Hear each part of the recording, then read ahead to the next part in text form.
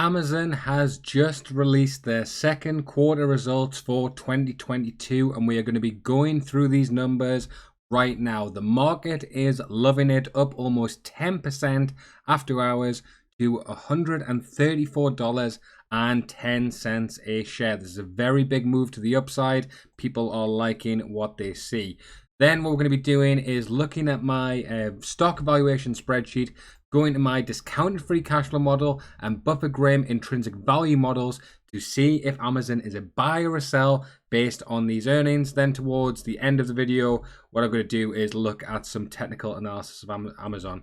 But before we get into that, how is Amazon doing compared to the market over the last year? If we get the SPY up and compare the last year to date, you can see Amazon is down 32%. Obviously, it is up an extra $12 right now, but it'll still be down on the market, down 32% compared to the market down 7%. But if we go over the last 5 years, Amazon is comfortably beating the market and hopefully going from strength to strength once again. So let's get into the press release here. We have this released just a few minutes ago. We'll touch on some of the high points and then we'll go through the numbers. So operating cash flow decreased 40%, 35 billion for the trailing 12 months compared to 60 billion in the trailing 12 months of June 30th. Free cash flow decreased an outflow of 23.5 billion on the trailing 12 months. Net sales increased 7% to $121 billion compared to 130 in the previous year. So let's just zoom down, scroll down right now to go to the actual numbers and we'll see what's happening here. So on the right hand side we have the 6 months, and then on this side we have the 3 months, 21 and 22.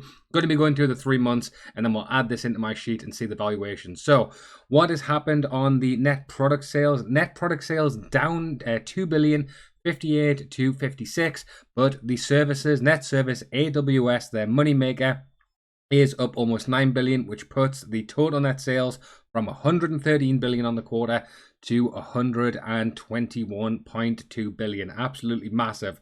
Now, why is this important? Well, you'll see here that if we go to the where is it down? This is the income here, the net loss for Amazon. So this is 21 and 22. They were profitable, 7.7 billion, and is now down 2 billion. Why is this? Well, you can see total expenses are up 105 billion to 117.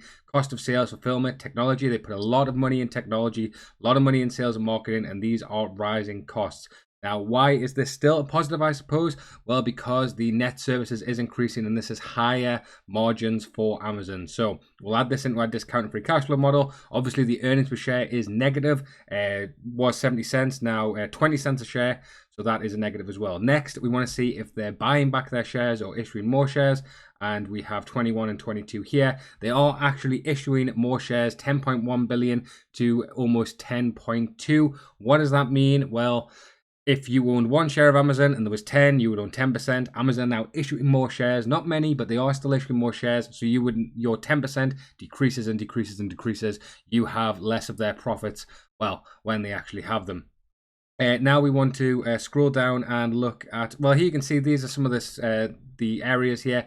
If we look at North America, net sales, operating expenses, operating loss in America, international is a negative, but AWS, 5.7 billion. So AWS is keeping this a profitable company. Obviously, everyone knows Amazon because they use Amazon for all of their shopping needs. A lot of people do use AWS, but it is the driving force of the company.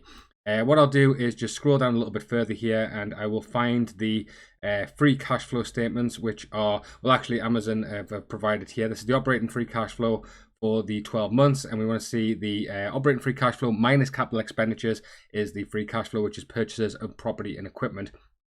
We go to quarter 2 2022. You can see free cash flow, operating free cash flow is 35.5 billion, down from 39, and the capex is up to 59 million. So that is negative free cash flow from Amazon once again.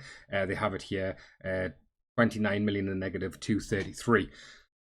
So let's go to my stock valuation spreadsheet. We'll just quickly scroll up to the top here and then we'll go to my valuation spreadsheet. So we can see that we have Amazon. We've got the earnings per share. We have the PE ratio very high at the minute, 59 PE, earnings per share. This will update obviously once the Amzn earnings come through, but it was $2. It's now down to obviously negative because of the negative earnings.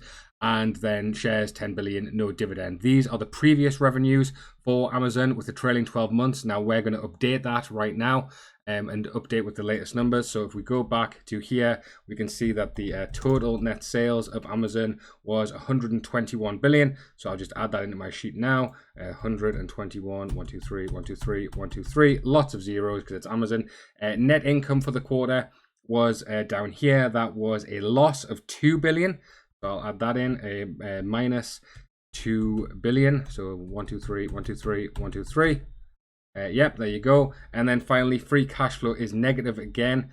And we saw that was minus 33 billion for the quarter, I believe, if I'm not mistaken. Oh no, it's a trailing 12 months, sorry. The free cash flow here is described at the top. You can see it's decreased. So free cash flow is down. So what we'll do is we'll go to my earnings valuation spreadsheet. Oops, that in. So discounted free cash flow obviously is not going to like this stock much, but let's just go into it. What we're going to do is first look at the averages and see what this gives a valuation for the stock. So based on decreasing free cash flow and going down quite a bit, this has the stock valued at $30 a share. I don't think we're expecting $30 a share. So let's have a look at these numbers and see what we expect. Now, the reason for this is the revenue growth rate was down this year, higher in other years. So I think 13% is quite fair. Net income margins are very low despite their AWS because they're, the majority of their revenue is in their e-commerce side, which has very low margins. Their overall margins are very low.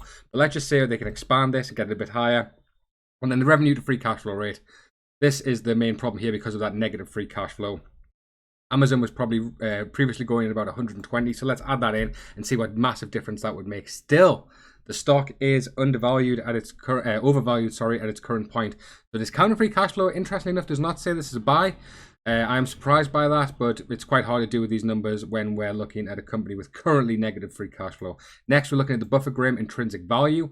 This takes earnings per share and expected growth rate into account. So if we quickly look at Amazon's growth rate over the next 5 years, it's 27%. That is a massive, massive growth rate. I haven't seen that in a while. So that's 27.5%. And let me just display this here. Even with a positive earnings per share right now of $1.14, which is not because it's currently negative, so it would actually be negative, it's still not a buy on both the models. Very interesting. I would have thought this stock was a definite buy, but I suppose with these high multiples and currently in the negative, it is negative earnings. It isn't liked by the models. Very surprising, but I suppose it does make sense. If you look at just the company's financials and not the name of the stock, then it probably can be a little bit more. I do like the stock. I do like Amzn. I think it's got obviously a very great future with AWS, but you can see here that that isn't everything. So just finally, I want to look at some of the technicals here. Let me just add in some indicators. Firstly, we'll go to the moving averages. Why do I like looking at these? Well, we look at the 50-day and the 200-day moving averages. I'll add the 50-day in green because it's a shorter moving average, and I'll add the 200-day in red when I can finally add it here. There's the 200, and there we go in red. So what's happening with the stock? If we look over the last year, you can see that the price is, well, very negative price movement here. The death cross here back in January, that was a massive sell signal. But if you go a little bit earlier, you can see that both prices drop below the major moving averages, which would have been your sell signal again. So very negative trends at the minute. And I'm going to quickly jump to the MACD, and I imagine we'll be seeing quite a similar sentiment right now where we're in negative. Well, negative and a massive switch here, but we did get the big news on the stock split that drove the price up. But right now we're in quite positive momentum, and with the market up almost 10%, it is generating very positive momentum at the minute. So it could be buy signals there in the short term. And finally, just I'll look at RSI because why not? We are here. The RSI is trending towards overbought regions. When Amazon's in oversold regions, that looks like it's a good buying signal. It has been pretty consistently. But when it's been overbought in definitely the more recent times, we have seen a big move to the downside. So probably expect the stock to go up a little bit more. In fact, it is going up a little bit more before it decreases once again. Right, guys, thanks for watching. Please give a like on the video if you enjoyed it, and I'll catch you guys next time.